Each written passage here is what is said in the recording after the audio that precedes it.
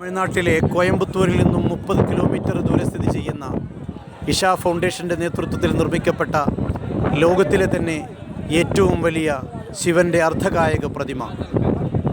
പൂർണ്ണമായും ലോഹത്താൽ നിർമ്മിക്കപ്പെട്ട ഈ പ്രതിമയുടെ ഉയരം 112 മുഴമാണ്.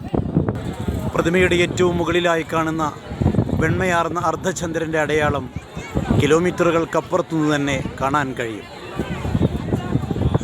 ഉത്തരേന്ത്യയിൽ നിന്നും ദക്ഷിണേന്ത്യയിൽ നിന്നുമായി ആയിരക്കണക്കായ ആളുകളാണ് ഈ പ്രദേശത്തേക്ക് വന്നുകൊണ്ടിരിക്കുന്നത്.